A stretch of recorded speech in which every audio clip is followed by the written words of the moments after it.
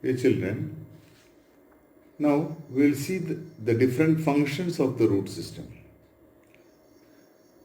Mainly three different functions are there for the roots to perform. First one, roots absorb water and nutrients from the soil and transport to every parts of the plant. Second, the roots hold the plants firmly into the soil. And third, the roots store food in some plants. Now, we will see the type of root system. And this root system is classified into two different types.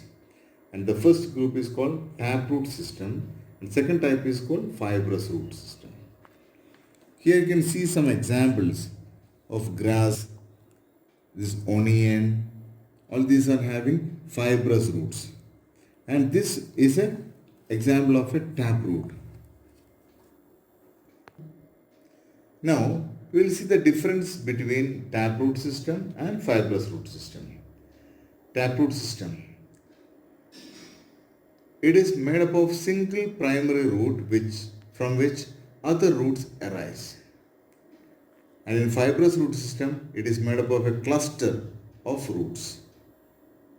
Second difference, it has a thick central root called taproot.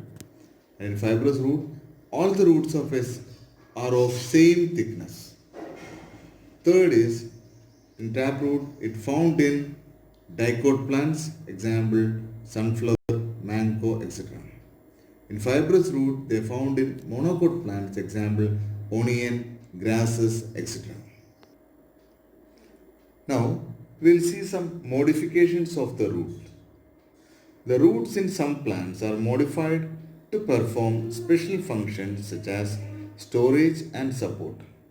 Such roots are called modified roots. Modified roots may be underground or aerial. Now we will see the different functions of root modification. First one, the root modification for food storage, root modification for support, root modification for sucking nutrients, root modification for respiration.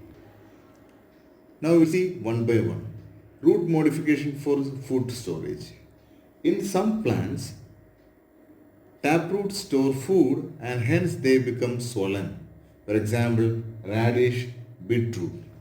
And the roots of the radish they are spindle shaped. That means swollen in the middle and tapering at both ends. Tapering means narrow on the both ends. And the roots of the beetroot are spherical at the base and tapering sharply towards the apex. And the roots of the carrot, they are conical, that means broad at the base and tapering gradual towards the apex.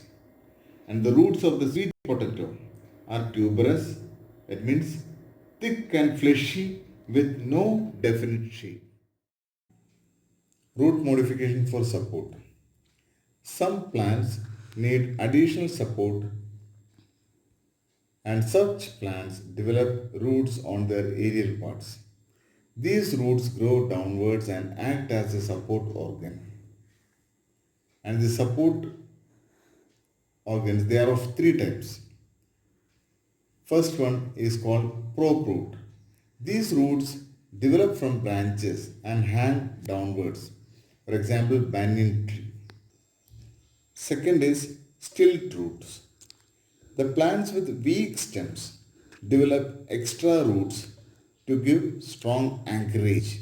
For example, maize plant, sugarcane plant. The next for support, root modification for support is climbing root. Climbing roots arise from the nodes of the plant stem which helps the plants to climb on other plants for support. For example, money plant, beetle plant. Now, root modifications for sucking nutrients.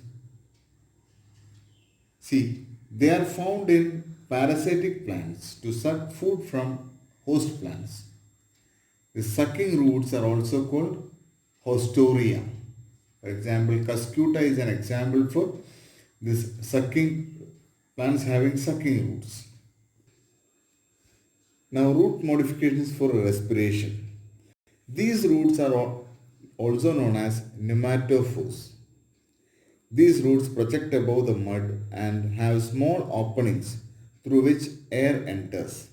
For example, Avicennia is an example for the plants which is having using roots for respiration. Now, the chapter in this chapter, plant life, we have completed the root system, roots. Now we'll do some exercises. Some questions I gave here, you try to answer this.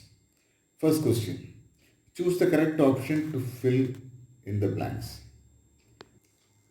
First question, roots are positively dash. Two options I give here, phototropic or geotropic. Second question, the carrot is an example of dash. Options, conical root or tuberous root. Third question, prop roots are found in dash. Banyan trees or sugarcane tree. Thank you children. The